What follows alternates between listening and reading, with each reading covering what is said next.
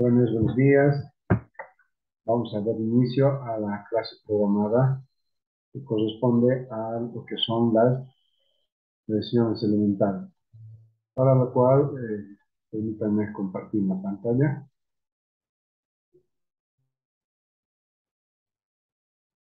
Ahí está.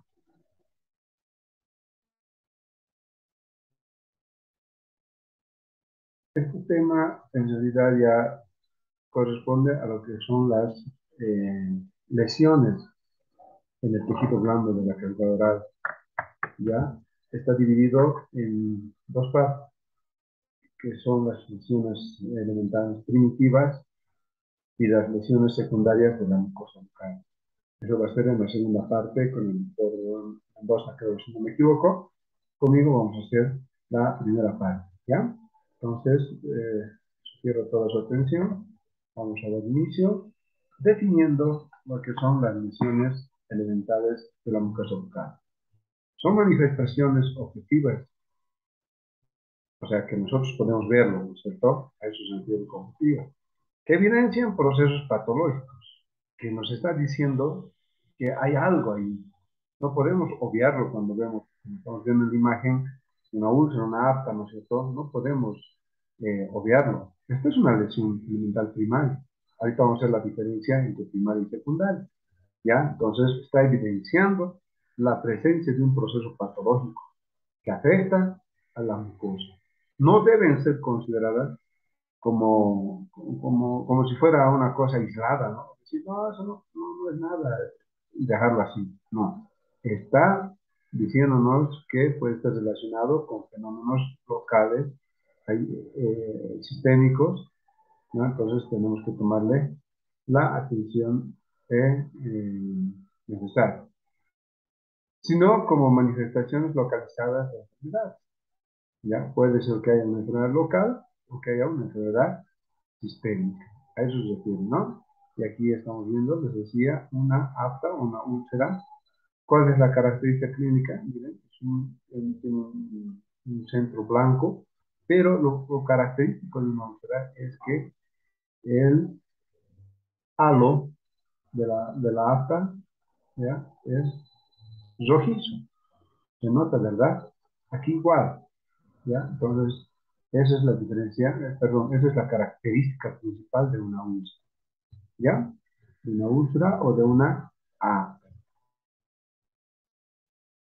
¿Cómo se clasifican las lesiones elementales de la mucosa?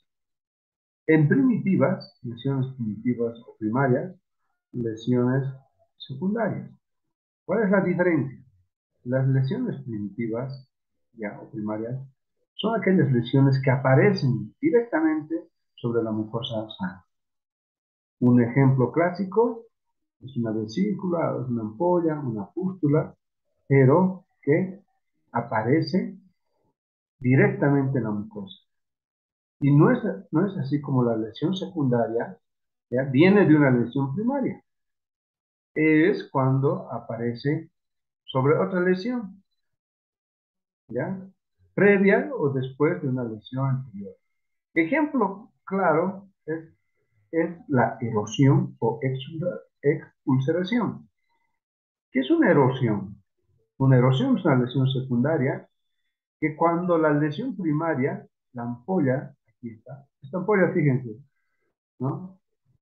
Esto está con un contenido líquido y en algún momento va a reventar, ¿no?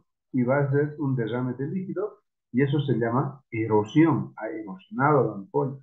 Ahorita está en una etapa de ampolla, fíjense, aquí muy claro, ¿no ve? Pero cuando revienta esto, se vuelve en una erosión, o como estamos viendo aquí, estas ampollas que han reventado, han erosionado, se llaman expulseración. Entonces, vamos a aclarar que la lesión secundaria viene de la primaria, ¿ya? Es consecuencia de una lesión primaria. Es cuando aparece sobre otra lesión previa, ¿no? O después de una lesión anterior. Y el ejemplo más clásico es la erosión o la exulceración, ¿no? ¿Y qué es la exulceración? Es la pérdida de sustancia superficial no deja cicatriz. Esto se va a perder y el tejido no deja cicatriz, ¿ya? Secundaria, ampollas, pústulas, necrosis, microbios, inflamaciones, etcétera, etcétera.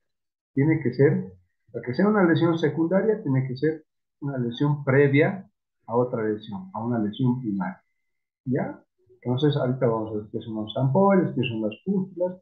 La diferencia entre necrosis y necrobiosis es la siguiente. Necrosis es la muerte total, ¿no?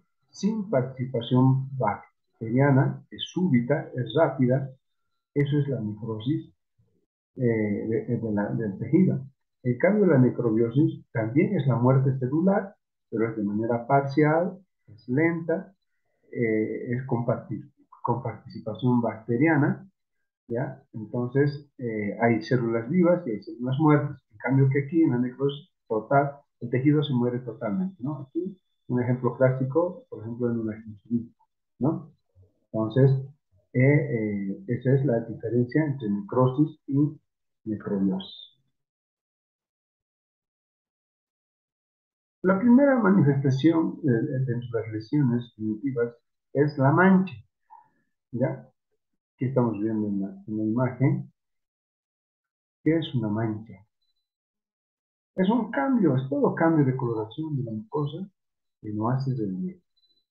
Miren, mancha, mancha, mancha en toda la mucosa y balsa, ¿no? Entonces, es un cambio de coloración, pero que no hace relieve, porque también hay cambios de coloraciones con relieve, ¿no? Entonces, la primera manifestación son las manchas pigmentadas, por pigmento hemático, o puede ser por pigmento melánico.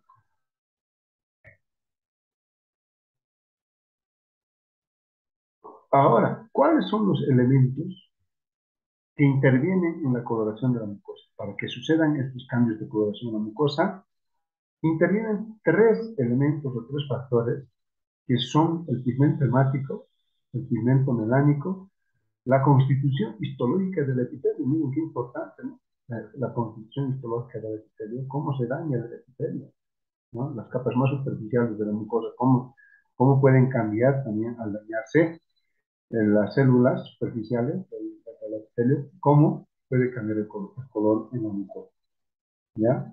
Primer elemento, el pigmento hemático se encuentra en los hematíes, ¿no? En la sangre.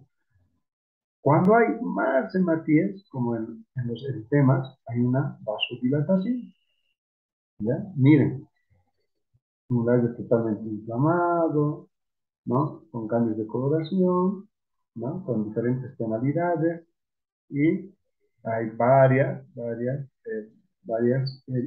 eritemas. En otras palabras, en un eritema hay una vasodilatación, ¿ya? Se abren los vasos sanguíneos. Ustedes van a ver en algún momento en la mucosa, en el labio o en la misma encía, van a ver eritemas, ¿no? Son las rojizas, como estamos viendo acá, ¿ya? Son las rojizas brillantes, de diferente tamaño y forma, pero hay una vasodilatación. Esa es la característica más importante en los eritemas, ¿ya? El pigmento hemático, ¿ya? Cuando encontramos este tipo de mucosa en la boca, vamos a estar frente a un paciente poliglobúlico. Es decir, que en la poliglobulia hay mayor concentración de pigmento hemático, pero no hay vasodilatación, ¿cierto? En el eritema sí había vasodilatación, en cambio aquí hay mayor concentración de pigmento hemático. Quiere decir que aquí hay una eritrocitosis, ¿no? Hay mayor cantidad de glóbulos rojos. Por lo tanto, va a haber cambios de coloración en la mucosa, pero sin vasodilatación, ¿ya? Eso en cuanto a eritema y poliglobulia. En cambio, otra mancha de la mucosa también, como estamos viendo acá, ¿ya? Mira, más manchas pequeñas, pero en gran cantidad, pequeñas, ¿ya? De diferente forma, tamaño, en la mucosa igual también estamos, ¿ya? Se trata de unas púrpuras, ¿ya? Y la púrpura ya no es concentración, perdón, aumento de pigmento hemático, es extravasación sanguínea, ¿no? Entonces, hay una ruptura de vaso sanguíneo, hay un derrame de sangre en la mucosa, y eso, semiológicamente, lo podemos diferenciar de una mancha hemática de una púrpura. ¿Cómo? Con la diascopía. Habíamos dicho que la diascopía es una técnica indirecta que sirve para diferenciar las manchas de las púrpuras. ¿Y cómo es el resultado? Se aplica el vidrio, la diascopía también se llama vitropresión, ¿no es cierto? Hay vidrios como los portaobjetos, que están en histología, hay vidrios en forma de reloj, ¿ya? Redondos. Entonces, eso ponemos a la mucosa y presionamos. Si la mucosa, si la mancha ha desaparecido con el vidrio, es una mancha hemática, pigmento hemático. Pero si no desaparece, es una púrpura. Esa es la técnica para hacer la diferencia, ¿ya? Entonces tenemos que hacer diferencia entre mancha hemática y púrpura, ¿ya? ¿Con qué? Con la diascopía o vitropresión. Presionamos el vidrio y la púrpura no se pierde. En cambio, la mancha hemática sí se pierde, se va. Contrario a la poliglobulia, está la anemia, ¿ya? Y hemos dicho que en la poliglobulia hay mayor cantidad de pigmento hemático, pero no hay vasodilatación. En cambio, en la anemia falta el pigmento hemático, ¿ya? Hay una eritrocitopenia, ya no hay una eritrocitosis, ¿no? Una eritrocitopenia, que es la disminución en cantidad de glóbulos rojos. En cambio, la eritrocitosis será el aumento de los parámetros normales de los glóbulos rojos en sangre, ¿no es cierto? Entonces, la anemia, miren, clínicamente, los sitios para ver son la conjuntiva, esto blanco, ¿no? Blanco, sí, muy pálido, pero el mejor sitio en la boca es el piso de la boca. ¿Ya? Por eso es importante en el examen odontológico el tejido duro, tejido blando, siempre ver el piso de la boca. Se puede ver también en la conjuntiva, ¿no? Entonces, aquí, ¿qué había faltado? Pigmento hemático, ¿ya? La mucosa se ve pálida, ¿no? Se ve pálida, ¿no? Totalmente blanca. Contrario a la polilobul, ¿no? Miren esta lengua, muy contrario a la anterior imagen que habíamos visto de polilobul, ¿no? Estas son las diferencias de lo que nos podemos encontrar con estas lesiones primitivas, ¿no? Ahora, el segundo elemento que interviene en el cambio de coloración de la mucosa es el pigmento melánico, ¿ya? Se encuentra en la capa basal del epitelio. Cuando se aumenta la melanina, produce manchas hipercrómicas, ¿ya? Como estamos viendo aquí, ¿no? Miren, cuando se aumenta la melanina, se observan manchas hipercrómicas. Cuando disminuye, produce manchas hipocrómicas, lo que está de blanco, ¿no? Esto es una hipocromía. Y el ejemplo más clásico de esto, ¿ya? Es el vitíligo, ¿no? Esto es un vitíligo, por donde ustedes ven, ¿no? Hay manchas hipercrómicas y las manchas hipocrómicas, ¿no? Todo depende de pigmento melánico, que se encuentra en la capa basal de y los melanocitos son, ¿no? Los que producen melanina, ¿no es cierto? Eso ya saben por histología. Aquí, estas manchas melánicas, estamos viendo tanto en la mucosa yugal como en el cía. Esto es melanina, ¿no? Pigmento melánico, ¿no? Y en esta imagen estamos viendo una despigmentación, ¿no? Se puede aclarar esto, ¿no? Es una intervención quirúrgica, todos los periodoncistas, ¿no? Hacen esto y pueden hacer una despigmentación, como estamos viendo acá, ¿no? Es muy bonita esta cirugía estética. Ahora, el tercer elemento, le hemos dicho que es la constricción histológica. El epitelio de la boca, con excepción de algunas zonas y el paladar duro, no son queratos. queratinizados. ¿Ya? En el paladar duro sí existe un epitelio ortoqueratinizado y en las encías que son paraqueratinizados. El epitelio plano está ubicado para queratinizado, ¿no es cierto? Entonces, encías y paladar duro podemos encontrar algo de epitelio queratinizado. Cuando se queratinizan las mucosas, ¿ya? Son blancos. Este es un líquen, ¿ya? Un líquen plano. Es una leucoplasia. Fíjense, a manera de plaquetas, ¿no? Y esto, mira, parece una rama de un árbol, ¿no? Son imágenes arborizadas, ¿sí? Ese es un líquen plano. Entonces, cuando se queratinizan las mucosas, son blancos, como en la leucoplasia, que está acá, ¿no? Y el líquen plano, que es infección por hongo, y la línea de Valiña, ¿no? Que es una línea blanca aquí, traumatizada por la masticación, sobre todo en los sujetos sordos, ¿no? Entonces, no se van a olvidar que el tercer elemento es la constitución histológica del epitelio, cómo se afecta el epitelio. Y aquí estamos viendo, relacionado al pigmento melánico, ¿no? Este es un tipo de cáncer melánico, un melanoma. Miren, miren, melanoma, ¿no? Cáncer.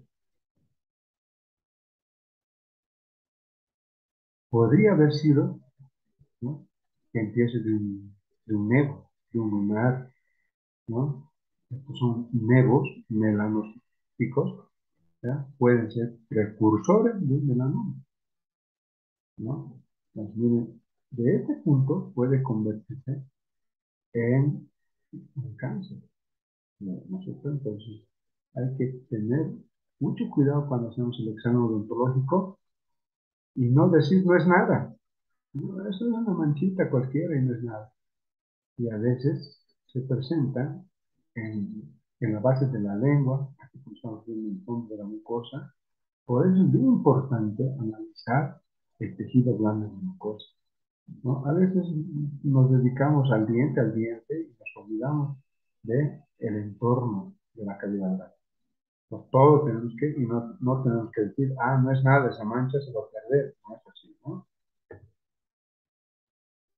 Estas son manifestaciones, miren, las manchas de toda variedad, de todo color, como también mucosa yugal, encía, miren, ¿no? ¿Pero qué es? Hay enfermedades sistémicas que en la boca manifiestan esa enfermedad, como decía el concepto al principio, ¿no? En la enfermedad de Addison, ¿ya? ¿Ya? Miren las manifestaciones.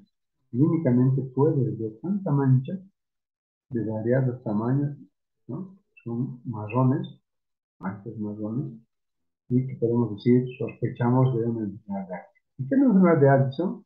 Es una insuficiencia suprarrenal, un déficit de cortisol. Esto es una hormona, ¿verdad? Que está producida por las glándulas suprarrenales, ¿no? Cuando esas glándulas no producen la suficiente cantidad de cortisol, se produce la enfermedad de Addison. Son manifestaciones en la boca, pigmentaciones en la mucosa yugal, paladar y la lengua, ¿no? Miren, puede ser una mucosa en el paladar, en la mucosa yugal, como en este caso, en el paladar duro y la lengua, ¿no? Son manchas de tamaño variable, forma irregular, lisas y lisas, ¿no? No son rugosas. Ya. Se presenta en pacientes con tratamiento de corticoides. Mucho cuidado con los corticoides, ¿no? Con el síndrome iatrogénico de Cushing. Puede producir muchas cosas los corticoides, hay que manejarlos con mucho cuidado, ¿no? Entonces, cuando estos pacientes reciben tratamiento con corticoides, ¿ya? Se inmunosuprimen y pueden presentar cándida, infección por hongos y otras enfermedades, ¿no? Retraso en la erupción vital. Esa es la enfermedad de Addison, ¿ya? Ahora vamos a ver otras lesiones primitivas, como son las lesiones a contenido líquido, porque también hay a contenido sólido. Dentro de las lesiones a contenido líquido, ya, están las ampollas, las vesículas y las pústulas. Aquí estamos viendo un ejemplo típico de una lesión ampollar vesicular que es herpes simple. ¿Sí? El herpes simple aparece con un prurito en el labio, en la lengua, en la mucosa, ¿no? Y luego con vesículas. Luego estas vesículas se juntan, forman ampollas, luego revientan, se vuelven erosiones, todo un proceso, ¿no es cierto? Entonces aquí está en la imagen, miren, aquí está este tipo de herpes, ¿no? El contenido líquido se nota, un líquido transparente, ¿no? Entonces, ¿qué son las ampollas? Son elevaciones de la mucosa circunscritas con contenido líquido dentro del epitelio o por debajo de lo que estamos viendo en la imagen, ¿no? Las ampollas y las vesículas tienen contenido seroso o hemorrágico.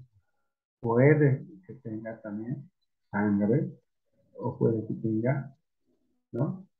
Contenido seroso. Fuera, ¿cierto? Y las pústulas, ¿ya? Las pústulas son lesiones ampollares también, pero cuando estas ampollas se han infectado, estas ampollitas o vesículas se han infectado y presentan pus. Inicialmente es grande, es una cavidad unilocular, es rara en la mucosa bucal, más se observa en la piel.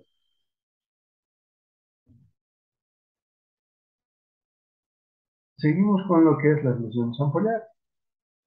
Otra enfermedad, ¿ya? El pénfigo vulgar. Es una enfermedad autoinmune, ampollosa, mucocutánea, de carácter crónico, ¿ya? Tienen las ampollas, algunas rotas ya, ¿ya? Puede ser en la mucosa o en la piel, ¿ya? Entonces, el péndulo pulgar se caracteriza por presentar numerosas lesiones ampolares. Ya cuando no es herpes, ¿no? Tenemos que sospechar que pueda ser una enfermedad crónica, que es la enfermedad del pénfigo pulgar. El eritema polimorfo igual es una lesión del ciclo ampollar, como estamos viendo acá, ya habíamos visto esta imagen, lo recordarán, muchas ampollas rotas, vesículas, etc. ¿no? Este es un eritema muy, perdón, un eritema polimorfo, muchas formas, ¿no? Tiene diferentes formas, miren acá, ¿no? Es una enfermedad de la piel y las mucosas que se manifiesta con lesiones eritematosas. Tenemos eritemas por todo lado, tenemos eritemas, ¿no? Con eso se manifiesta. Por eso se llama eritema polimorfo. Y de tipo vesículo ampollar. Las lesiones vesículo ampolares y erosivas, ojo, ¿no? Aquí hay las tres, hay lesiones. En un eritema polimorfo hay lesiones primitivas y lesiones secundarias. Vesículas y ampollas primitivas y las erosiones son las lesiones secundarias. Están a nivel de la cavidad oral y la piel. Pueden ser causadas por diferentes patologías. Generalmente en pacientes inmunodeprimidos, ¿no?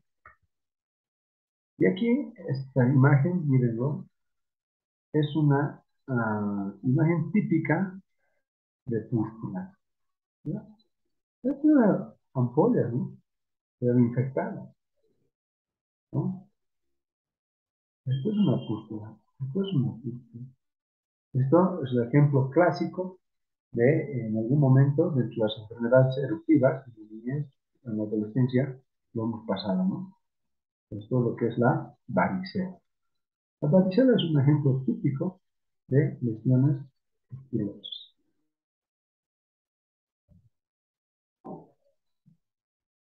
Seguimos con las lesiones elementales a contenido sólido. Ya habíamos visto algunas lesiones a contenido líquido, ¿no? Suero, sangre o pus, cuando se infectan, ¿ves? Ahora vamos a ver lo que son las lesiones a contenido sólido. ¿Y cuáles son estas lesiones a contenido sólido? Dentro de ellas tenemos las pápulas, los tubérculos y los nódulos, ¿no? Como lesión primitivas. Después hay otras que son a contenido sólido, o que son sólidas, más bien dicho, pero que eh, corresponden ya a lesiones secundarias. Ahora estamos en lesión primitiva, ¿no? Entonces, a contenido líquido están las ampollas, vesículas y pústulas. A contenido sólido están las pápulas, tubérculos y nódulos. Ahora, ¿qué es una pápula? Está. ¿Tiene? La pápula es una elevación de la mucosa, pero circunscrita, ¿no? Tiene un borde definido, ¿cierto? Por eso se dice circunscrita. Es sólida. Aquí tratamos de hacer una punción, no va a salir nada, ¿no? ¿Por qué? Porque es sólido. Es superficial y siempre es menor a 1 centímetro de diámetro, ¿ya? Que involuciona espontáneamente y no deja cicatriz. Eso es lo lindo de las ampollas, de las vesículas, de la pápula, que no deja cicatriz en la mucosa. En cambio, el tubérculo, ¿ya? Aquí estamos viendo los tubérculos en la lengua, ¿ya? Las lesiones tuberculares, ¿ya? Es una pequeña formación circunscrita. Miren aquí, miren este otro, miren este otro, miren este otro. Ya son pequeñas lesiones circunscritas, contenido sólido, son sólidas, ubicada en el corium del epitelio, ¿ya? Pero la diferencia, ¿cuál es? Que deja cicatriz, ¿ya? Esta lesión, a diferencia de las pápulas, nos deja cicatriz. En cambio, las pápulas no dejan cicatriz, ¿ya? El tamaño también marca la diferencia, 1 centímetro, ¿no? Son más pequeños, ¿ya? Pues no se van a olvidar la diferencia entre pápula y tubérculo. Inmediatamente está el nódulo, que es otra lesión a contenido sólido. Los nódulos en la mucosa, perdón, son formaciones circunscritas.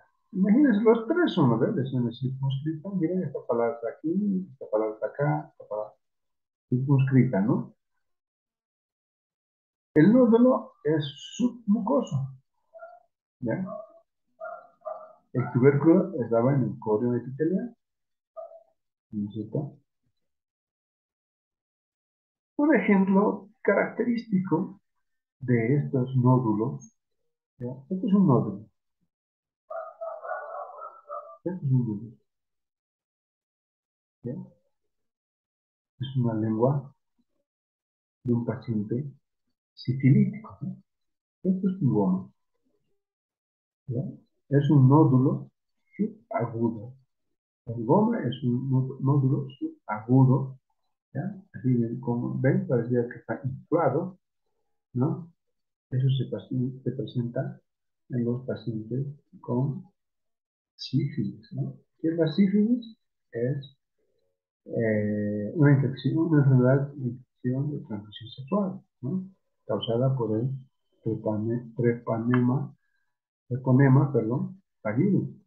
Ese es el agente causal y así en la boca se manifiesta la sífilis, primaria, secundaria, más que todo, ¿no? Puede haber algunas otras perforaciones más que caracterizan la sífilis, ¿ya? Por eso que estas lesiones primitivas no debemos considerarlos como hechos aislados, sino que nos están diciendo que hay algo, puede haber una enfermedad sistémica, puede haber una especie que estamos viendo, ¿no? La enfermedad de Addison que hemos visto, ¿no? El péntico vulgar, ¿no? Entonces tenemos que relacionarlo con algo local o con algo sistémico, ¿ya? Entonces, muchas gracias por su atención. Cualquier duda, cualquier pregunta que ustedes tengan, me hacen vía inbox. Que tengan buenas tardes y será hasta la otra oportunidad.